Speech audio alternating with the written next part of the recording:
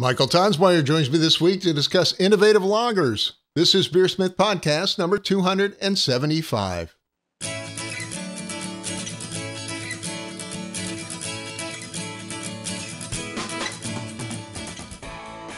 This is BeerSmith Podcast number 275, and it's early February 2023. Michael Tonsmeire joins me this week to discuss innovative lagers.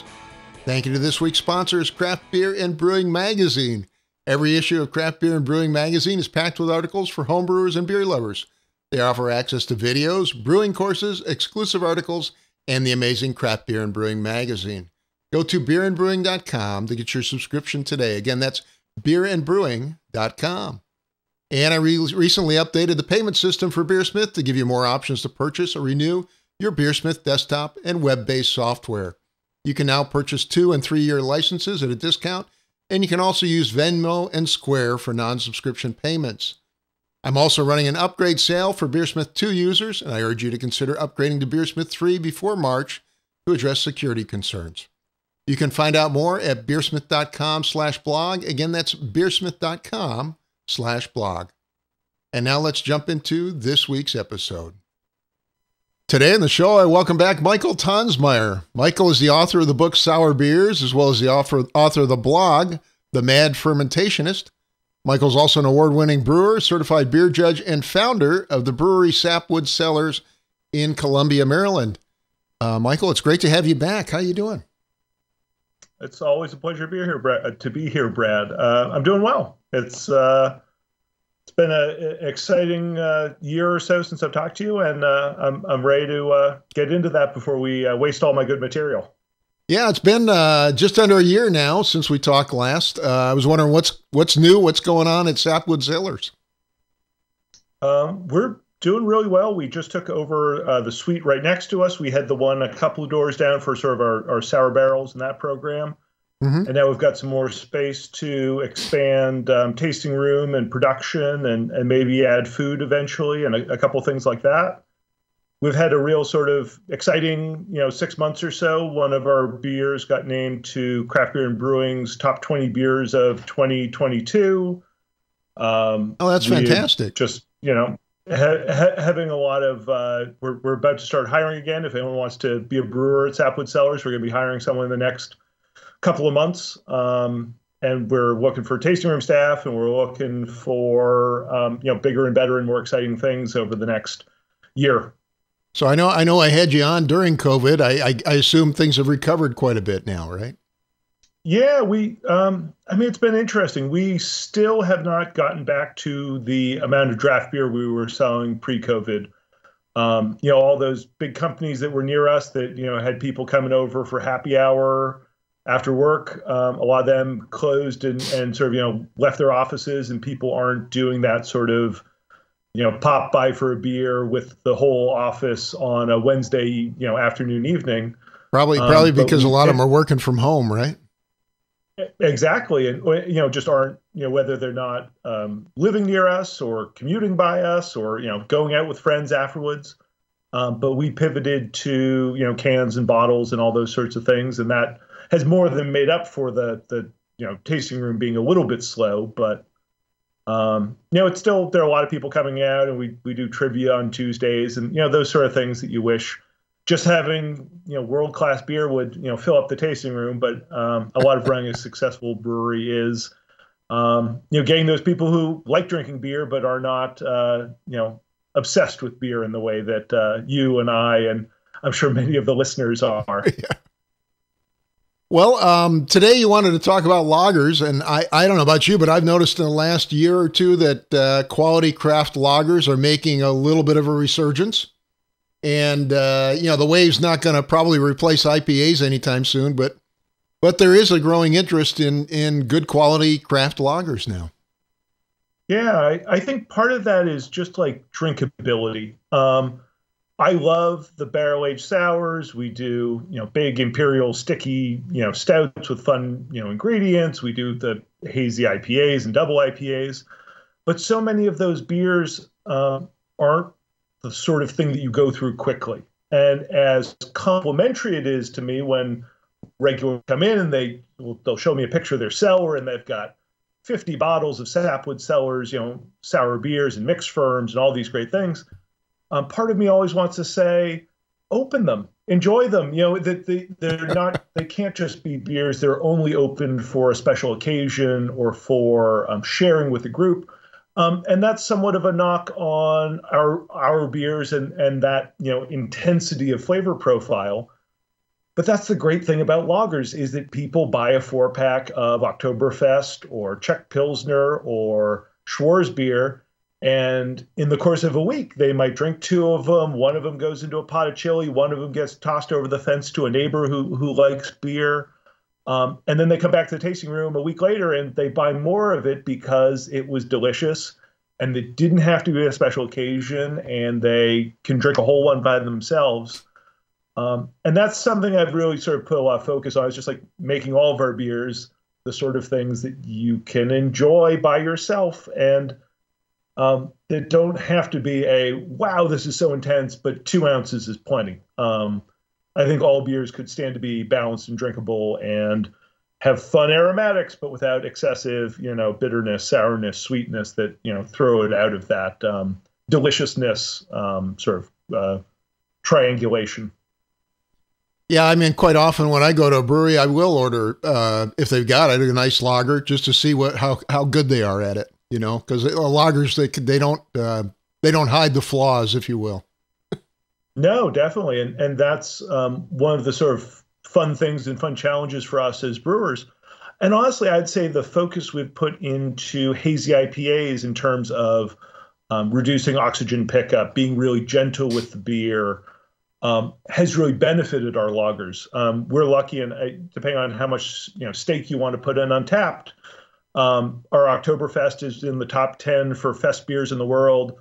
One of our dark lagers is in the top 10 for Schwartz beers in the world. One of our Kolsch's is really high up there, even though it's not technically a lager. Yeah. But so much of that is, freshness and high quality ingredients and doing cell counts and knowing your yeast and all those sorts of things that I think are really important for almost all other styles are are really the most important thing for lagers, where you're really letting those ingredients shine through.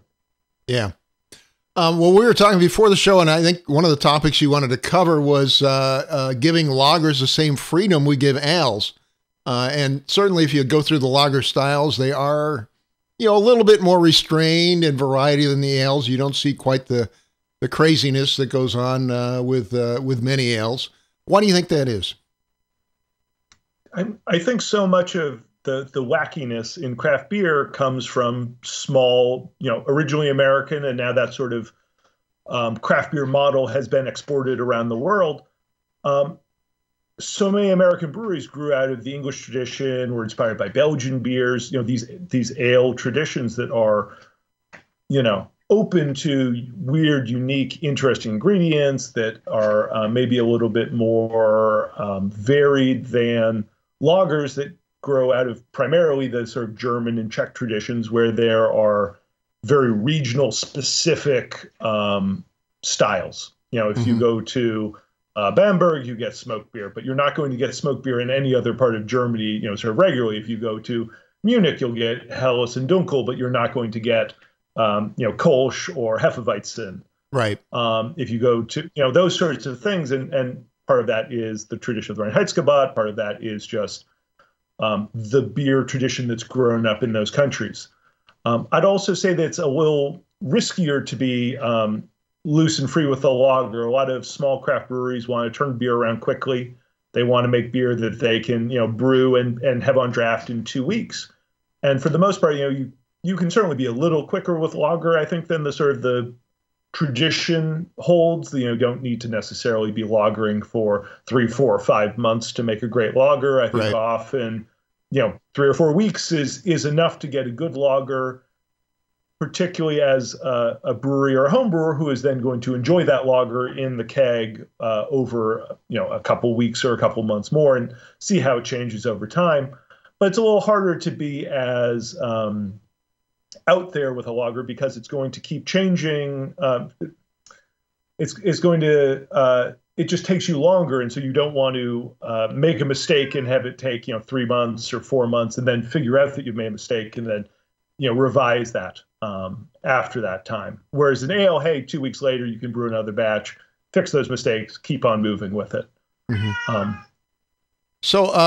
Another thing we probably shouldn't ignore is the American adjunct lager, which is really probably the dominant lager, the dominant beer worldwide. I mean, it's a huge portion of all the beer drunk all across the world, all across the globe. Yeah, we've played around with sort of, I'd say, things adjacent to that. Our lead brewer Ken got a exciting idea to do a cream ale earlier this fall, but I always like to do things in a little special way. Yeah. And so his pitch for that one was, we got local.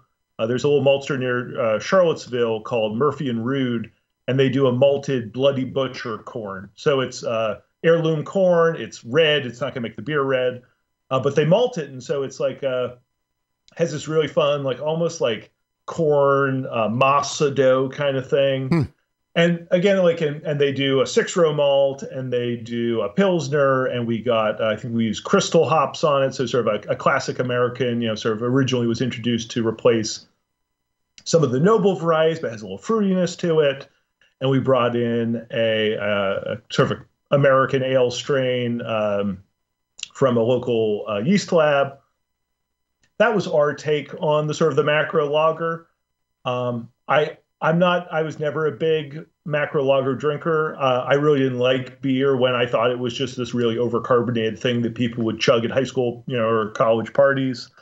But this is something that is probably closer to something that would have been brewed 100 years ago, rather than the sort of modern interpretation of that use, corn grits or corn sugar or something like that. Yeah. But it was still, really I think you said it was in the cream ale style, though? Yeah, so it was a ale fermentation, but sort of cool fermented. It was a cleaner strain. But I mean, really, cream ale is the sort of ale version of a Budweiser or a Miller Genuine Draft or whatever it is. But that's part of running a tasting room, is you want to have something that's sort of accessible to that person who comes in, who that's their reference for beer. And we're not always going to have something that is exactly that. Sometimes it might be a Czech Pilsner, sometimes it might be a Kolsch, sometimes it might be a Helles, but there's always going to be something that bartender can kind of nudge someone towards and say, okay, what you really want is a Budweiser, and this is something that is at least not going to freak you out. It's not a pale saison that's dry hopped. It's something that's you may at least be able to enjoy, even if you don't necessarily come back for it. Now, are there real challenges in making lagers commercially? In addition, obviously, there's some time and expense, right? Just because, you mentioned the extra time. And I'd say yeast is a big expense. So as a home brewer, it's pretty easy to make a starter. You get your single pack from White Labs or Y Yeast or Omega or Imperial, whoever it is, and if you have, ideally a stir plate and a flask, you can really get something going pretty quick and get enough cells. As a small commercial brewery, we generally don't make starters. We just pay $300, $400, $500 to buy that pitch of yeast that is the correct size for the first batch. Right. And then we'll harvest it and usually get 3, 4, 5, generations out of it. For a lager, we're often buying twice as many cells, and so it's costing us twice as much. And honestly, this most recent round of lager we had, that first batch really didn't take off well. It was 36 hours in. We still weren't seeing, aggressive fermentation. We had to bubble a little oxygen through it. The beer got a little sulfury on us. Luckily, it has cleaned up, and we're lagering it, and it tastes great. But the harvest off of that beer was really high viability. We had plenty of cells. Fermentation was great. We were able to ferment cooler because the fermentation was going so well. And so things like that are tough. I'd say the sort of other layer would be, it depends on your mashing setup. So we just have a mash tun that does not have jackets. We don't have any way to heat it. So, essentially, it's a big version of a cooler for a home brewer. We have to add hot water to, the right amount to get the temperature up. And so for 95% of our beers, we just do a single infusion. You know, we Right. have our hot liquor tank set to whatever temperature we need with an electric element. We know it takes 240 gallons, and thank goodness for BeerSmith software that tells us what, strike temperature needs to be. And so for a lot of these really more, say, let's say, unique lager malts. So we're doing a series with Czech malts right now. We got Raven malt, which is just a small Czech maltster. It's imported by or sold or distributed by a company called Hops and Stuff up in New England. The guys from Wild East Brewing in Brooklyn turned us on to it. They did an interview, and I'm bugged them. They're one of those breweries that was very helpful when I reached out to them. But it's really a malt, and they suggest doing decoction or at least a step mash. And so that's something we had to figure out for the first time on our system was, having, that protein rest at 130-ish for 10, 15 minutes, and then getting, more hot water over. The trick on commercial scales, rather than, as a home brewer, you have a pot of boiling water and you dump in 2 gallons and the temperature jumps up in very quickly. At our scale, it takes 10, 15 minutes to pump that water over, stir it, Sure. recirculate it, roll off, to get that temperature evened out. And it's so hard to know, how much conversion is happening, how even is the temperature, all those sorts of things are just, it's a whole new world that we haven't really dealt with so far when we've been doing, single infusions. Right. Right. Interesting. And then, as you said, sort of timing and at a commercial scale, Time's the goal money. is always to, time's money, tank time in particular, is, the expense. And if you can turn a beer over every 2 weeks, say, over the course of a year, that one tank can produce, was that 26 batches of beer. If all of a sudden that's a month and that's not even excessive lagering, you're now down to 12 batches. Right. And so that's, if you're a brewery that has extra tanks and you're not able to sell through the beer fast enough, it's easy to just let beer sit around for a little while longer and longer. As a brewery that is at capacity, we did, I think, 1,100 barrels last year, which is Wow. which is still pretty small, but that's, we were 800 the year before that and 600 the year before that, and we're adding some more tanks now. We could probably be, turning around a pale ale and selling it twice as fast. So even though the lager has really good yields and it's great to brew a 20-barrel batch and get 19 barrels of packaged beer out of it, where with a double IPA, we brew 20 barrels and might get 16 or 15 barrels out of it after, losses to dry hops and all those things. These beers, even though the ingredients are relatively inexpensive compared to a double IPA, really can add up.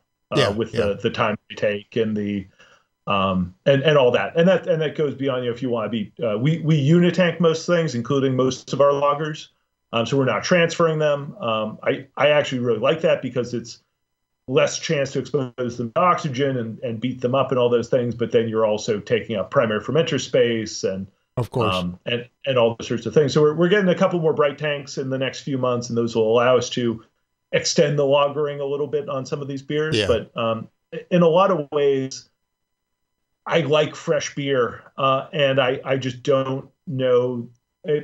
Your beer isn't going to taste like an imported German Helles because that beer might be 6 months old. Yeah. And a lot of German breweries are very obscure and opaque with their date codes. And if you're lucky, you can look them up, and it's the first number is the year after 2017, and the next number is the start of the Julian date and all that. But I think a lot of the lagers are pretty good fresh, and honestly, to me, 4 weeks or something like that is adequate lagering time. They're still bright and fresh and bready, and all those positive fresh malt characteristics you should recognize from brewing grain and smelling malts and tasting malts and all those sorts of things. But they won't be as smooth and crisp and maybe simple as they will be with even further lagering. Well, you started experimenting with some unusual lagers. Let's start with, you did a thiolized lager. We just discussed thiol boosting in our last podcast, actually. I had Chris Graham on.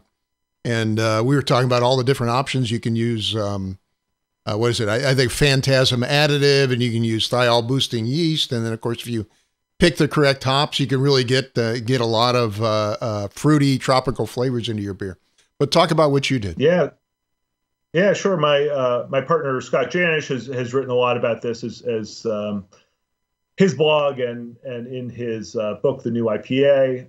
And sort of one of the original things that attracted us to thiolized lagers is that colder temperatures tend to retain more thiols. So the lower temperature you can ferment at, a lot of those thiols won't be. I actually don't know if it's off gas or destroyed or whatever it is. Broken down. You retain more of the thiols. I don't necessarily think that more thiols is better. Early on, when we were talking about strains like Cosmic Punch, the thiol flavor is very sort of subdued. And we're in a world now with Helio Gazer, and we've used some strains from Berkeley yeast that can do 200, 300, 400 times the thiols of Omegas, Cosmic Punch.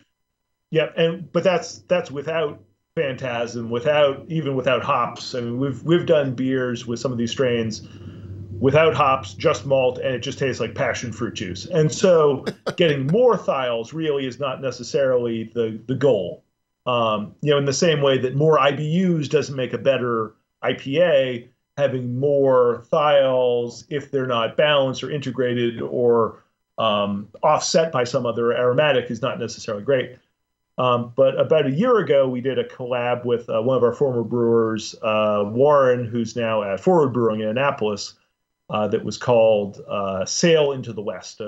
As many of our beers are, fantasy reference, a little Lord of the Rings nod. Mm-hmm. And that one we used, at that point, it was a trial version, but it's now become Lunar Crush, Omega's thiolized. And honestly, I don't remember now if it's the Mexican lager or which strain was sort of the base.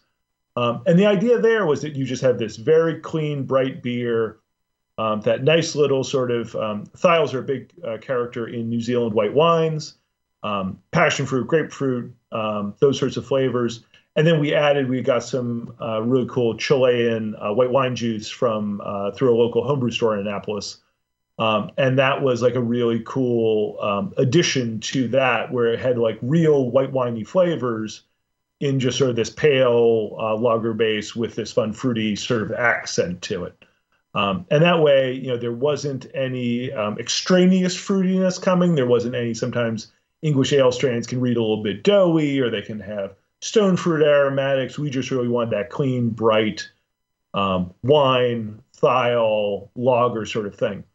The problem we ran into was that strain ended up being pretty sulf-free for us. I've talked to a couple other brewers, our friends over at Elder Pine, which is another great local brewery by us, used the same strain and didn't have any issues with it. But for us, we had that big sulfury thing, and so we ended up doing leave the beer open and bubble CO2 through it to sort of chase out that hydrogen sulfide sort of rotten, eggy, rubbery sort of thing. Yeah, I mean, it usually fades over time, but it takes quite a while, obviously. Yeah, and particularly on a commercial scale, if you've got it capped and you've got that CO2 trapped in there, yeah, it tends to it's not necessarily breaking down as much as it needs to off gas. Yeah.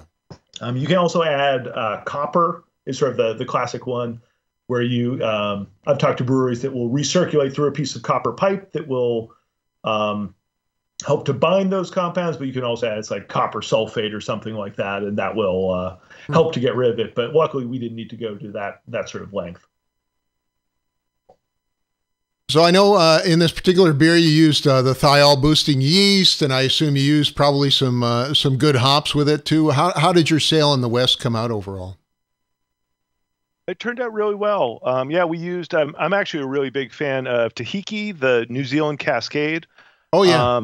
We use that in the Whirlpool. It really strikes that right balance of it has that sort of bright and thiol-driven tropical sort of aromatics, but with at least at our scale, the price impact of using Nelson Sauvin or Motueka, which are also just big, beautiful hops, but are often $15 to $20 a pound, if not more. Where We got some New Zealand Cascade on sale for about $6 a pound. Yeah. And that really sort of adds that like sort of fun, fresh beer sort of lean. We're obviously not trying to make a white wine here. And so the fact that we add Sauvignon Blanc grape juice to it, and we've got this, thiolized yeast that pushes sort of some of those New Zealand Sauvignon Blanc flavors. But I still want it to be a beer, and Right. having that base level, hoppy, herbal, citrusy, but then, sort of plays into those flavors, worked out really well. It's not going to make a lager that the German person would recognize as a lager. Yeah. We're really taking advantage of lager yeast to just be out of the way, other than these certain flavors or aromatics that sort of show through. So there's no competition. It just has this really bright, beautiful, fresh expression. Now, with all the fruity thiols in there, does it taste like an IPA, or did you not overhop it, or what'd you do? Yeah, so we did a very sort of low bitterness. So we cooled our whirlpool down to about 160 degrees. And so it doesn't have the bitterness of an IPA. It was also, our IPAs anyway tend to finish on the sweeter side. A lot of our IPAs finish at 5, even 6 Plato, 1020, 1024. This one was a lot drier, and particularly the wine grape juice is, highly fermentable. And so this was like a much drier, crisper, lower bitterness sort of balance. Mm-hmm. It certainly probably could read as, a Kolsch or something like that. People talk about Kolsch being whiny, but obviously it was sort of, an American interpretation of one. You also played with a Helles, I believe, which is, I think, the top selling, or one of the top selling German beer styles. Can you tell us a little bit about what you did with your Helles? Yeah, so it's our bar manager, Spencer, is a longtime home brewer, and he helps us out on our seltzer program. And he got this idea to do a Helles that was, I'm not sure if I want to say wit influenced or what, but so it's we use some wheat malt, 25% wheat malt. And then rather than just going with the sort of classic, 15 IBUs of, Tettnang or Hallertau or Spalt or something, we get that same level of bitterness from a small whirlpool edition of Hull Melon and Hallertau Blanc. Okay. So two, I'd say probably released now 15 years ago, but like slightly more fruity German hops. Hallertau Blanc has just a little bit of that Mosaic or Nelson Sauvin sort of fruity, bright, tropical thing, but it still has that sort of herbal undercurrent. And Hull Melon, again, maybe has a little bit of that citra, melon, cantaloupe kind of thing, but is still a little bit more, neutral, herbal, spicy, whatever you want to call it. Mm-hmm. But we're using those again at maybe even a third of the rate we would. So we do 7 pounds in 10 barrels, which, if I remember correctly, works out to like, 2 ounces, if not a little bit less than that, in the whirlpool for a 5-gallon batch. So, not insignificant, but also not really heavy-handed with the hopping rate. But then again, it's just that really crisp, clean. He's a big fan of S23, the dry lager yeast from Fermentus. It's a little bit more characterful. It has a little bit of almost a cinnamon sort of thing, just like a little tiny bit of spice, but definitely not to a Belgian-y sort of, you didn't pepper. actually spice it, right? No, exactly. It's not that there's anything wrong with spicing a lager, but it's just it's Pilsner malt, a little bit of melanoidin malt, and then wheat malt. And then just sort of a restrained, cool whirlpool temperature to get us to 15 to 20 IBUs. We're starting at 1048, finishing at 1010 or so, that kind of range. So it's the specs on it would look very much like a Helles if you were looking at the BJCP guidelines, but the overall flavor expression is more towards those fun, fruity aromatics. The real problem with entering a beer like that in competition is that those fun, fruity hop aromatics might read as fruity, estery, fermentation kind of derived. Gordon Strong, president or emeritus, whatever, of the BJCP, stopped by when we released the first batch about a year ago, And he said, boy, this beer is good. It's not a Helles. This is, I think he described it as a new world Kolsch. And so that's not a thing, but like you sort of know you're pushing something that's fun if someone who knows beer styles can give it some sort of contextualization to something like that. And again, he was trying it off the tank, and it cleaned up a little from there. But I think there's a real fun in pairing. It's honestly sometimes surprising how little hopping can come through in a lager when it's not competing against esters from the yeast and heavy dry hopping and all those things that just a relatively small whirlpool edition really can pop. Now, both of these are kind of focused around, most of your variation really is in the hops. Does the hop character come across different in a lager than it might in an ale?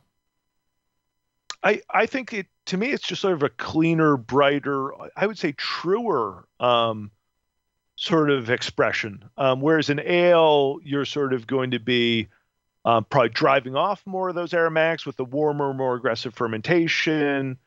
But you're also probably serving that beer fresher. And so I would say with the lager, you're getting really a little bit more of how that beer, that hop might have smelled out of the hop bag, rather than melding it and mingling it with, Conan or London 3 or, other than sort of the traditional, with a traditional lager, you're going to be getting more of just a clean, crisp, bright expression. I was just trying one of the things I always do is try our lagers next to other great commercial examples so that I can, sort of really not quite blind taste, but, really put my palate to the test. And I was surprised how hoppy our Schwartz Beer was compared to one from another brewery. Mm-hmm. And I was like, well, that's weird because we probably didn't add any Whirlpool hops. I went back and looked at the recipe and we had 4 pounds of Whirlpool hops, which is probably something like half an ounce in 5 gallons. So very low rate. The beer had been brewed back in, I think October at this point. This was last weekend. And I could still get that herbal Hallertau note. And I was surprised by that, just how little it took to still carry through and be a component of that final beer.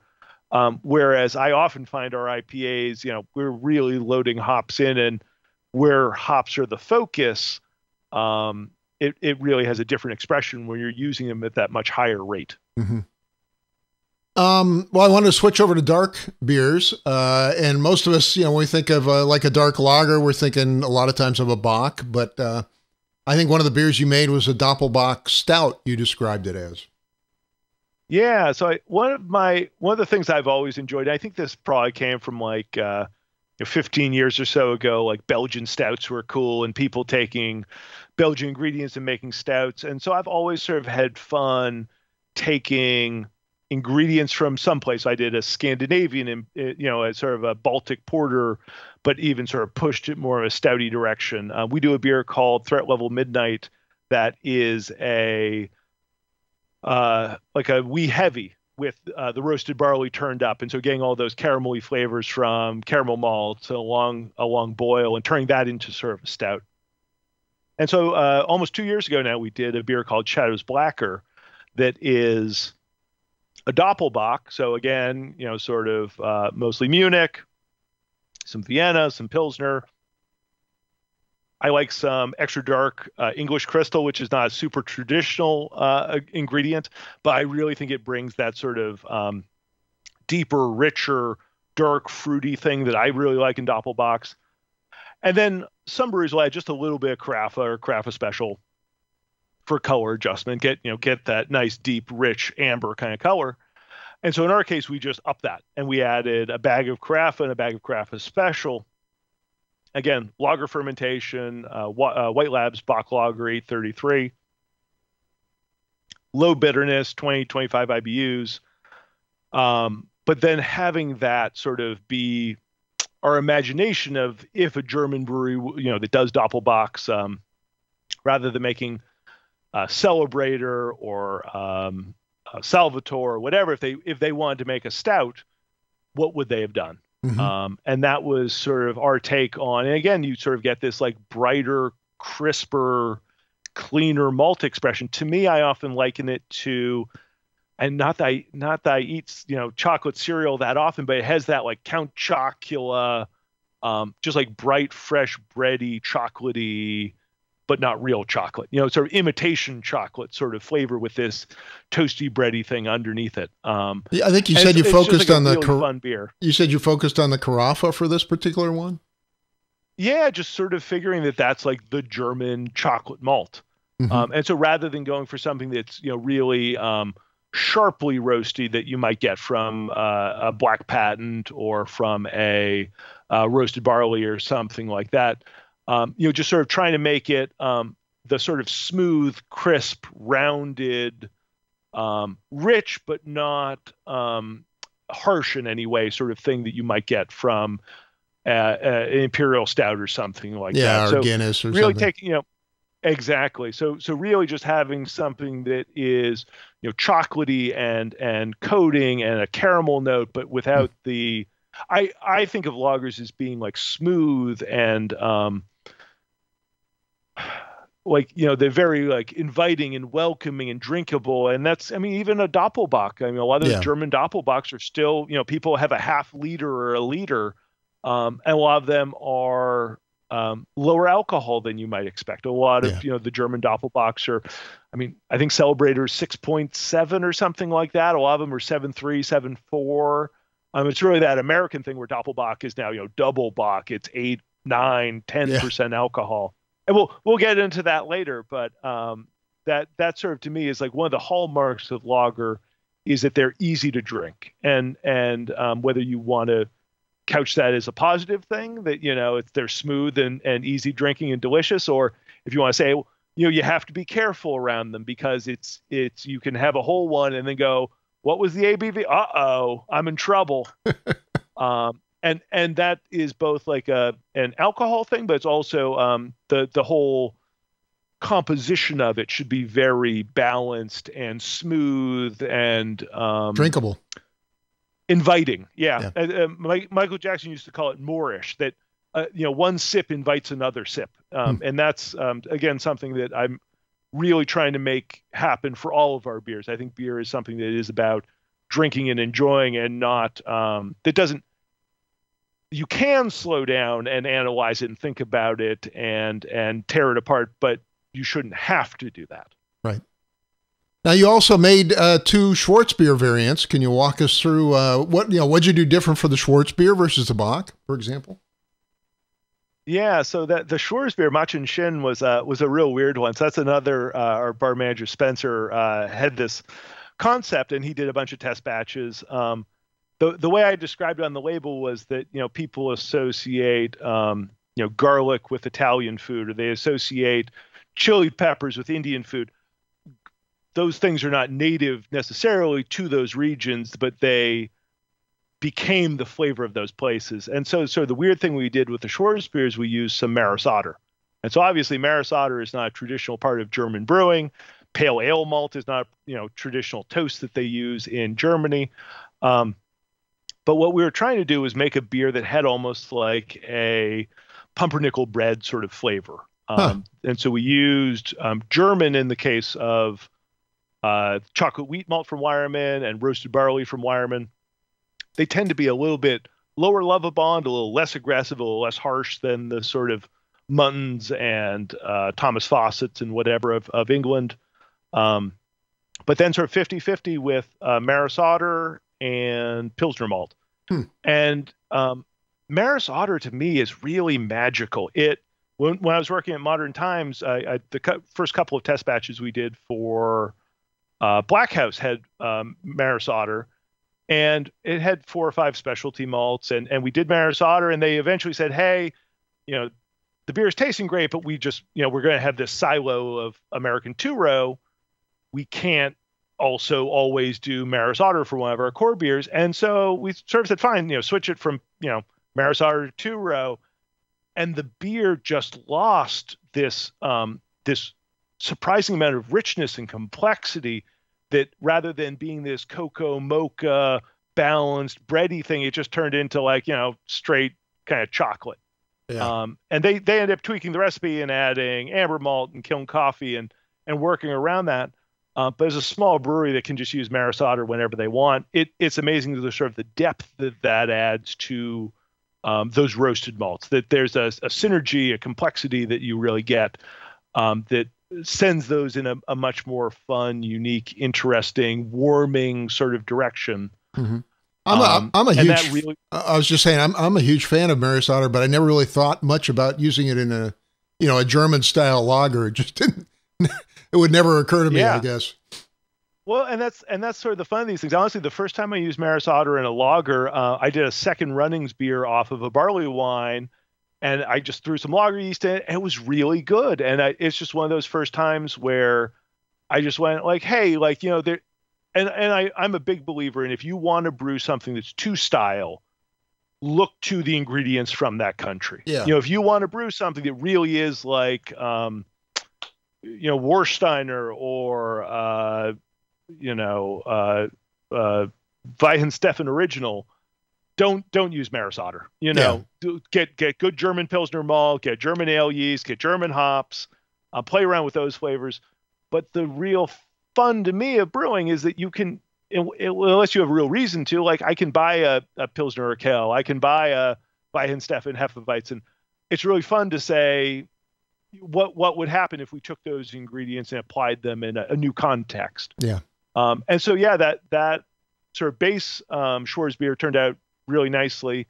And then I've always had a thing for caraway seeds. So for a long time, there was a brewery, and I'm sure they're still around, Triumph Brewing. And there's a couple of them. I used to stop at the one in Princeton, New Jersey, when I was driving up and down to see my parents in Massachusetts.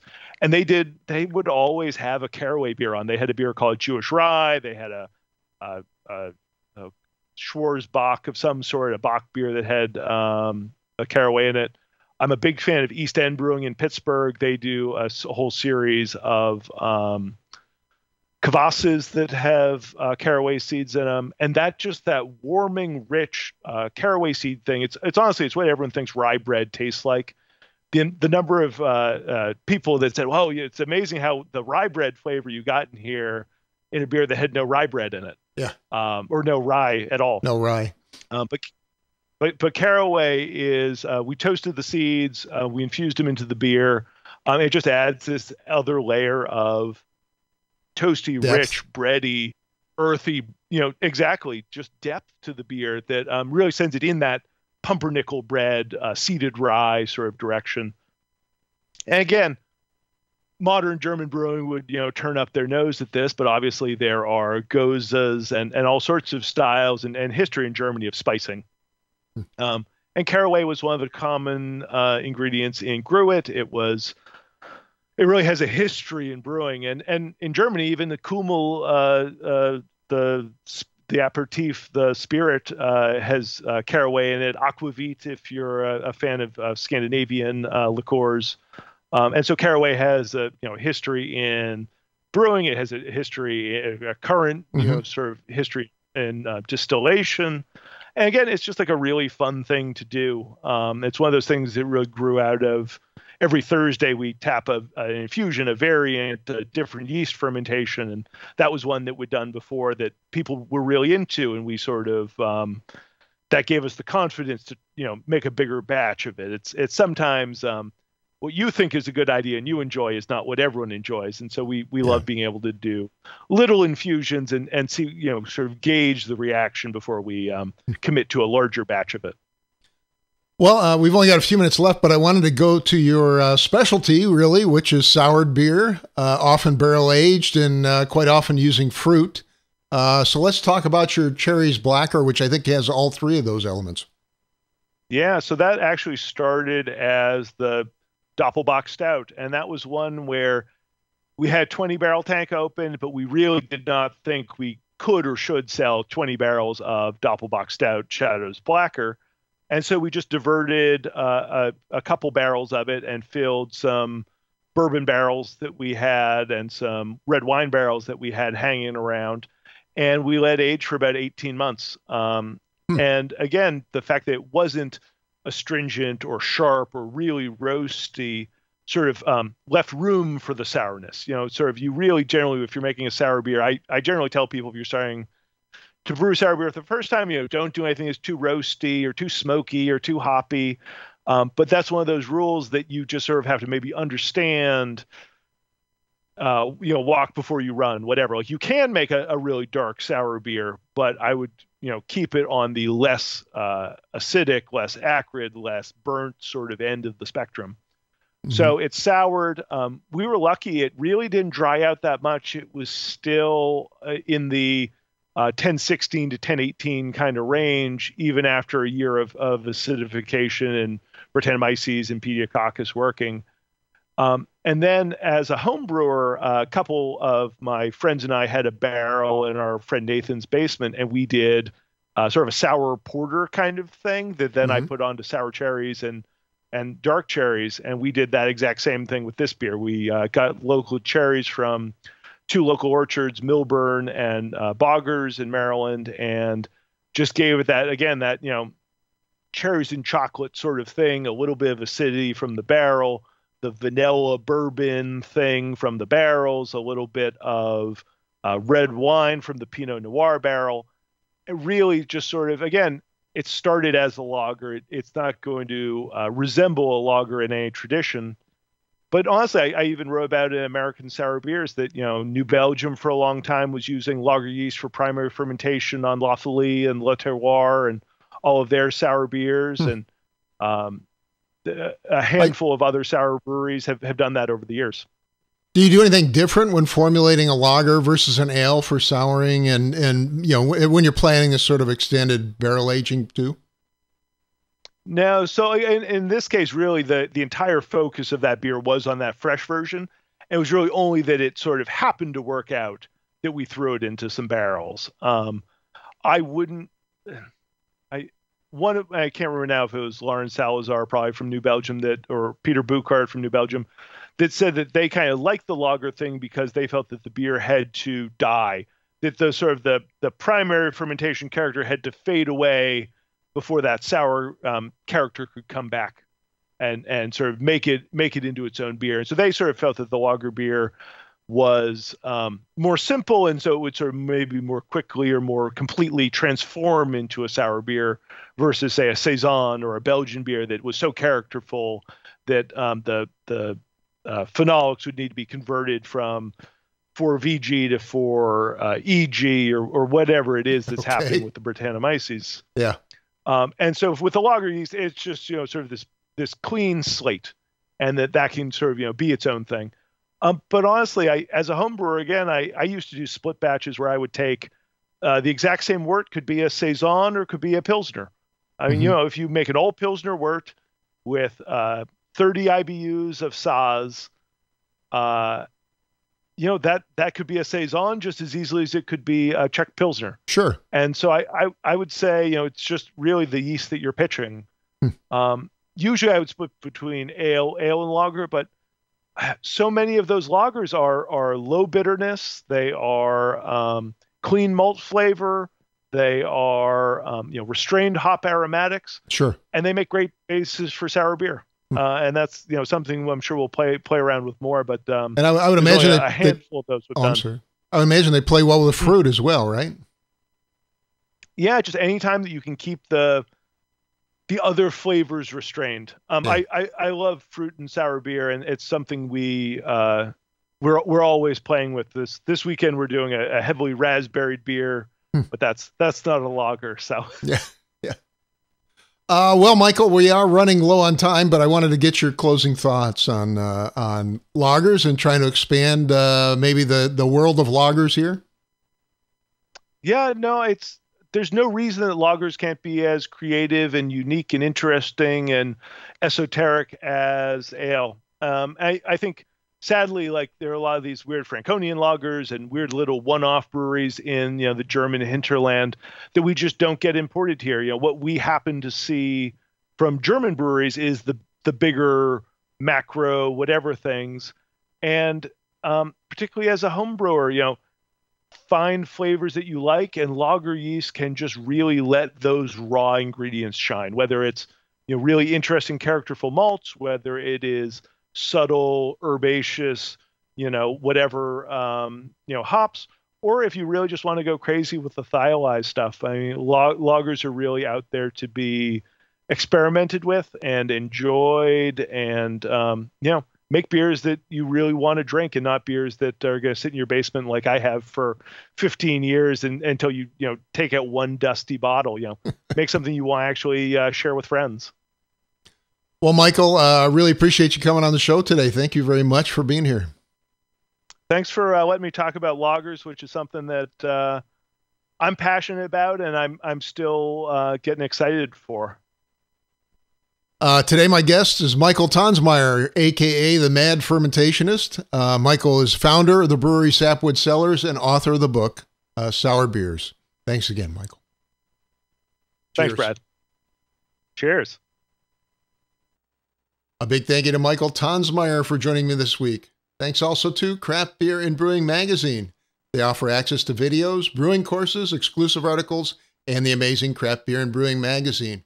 Go to beerandbrewing.com to get your subscription today. And I recently updated the payment system for BeerSmith to give you more options to purchase or renew your BeerSmith desktop and web-based software. You can now purchase 2- and 3-year licenses at a discount, and you can also use Venmo, Square, and Google Pay for non-subscription payments.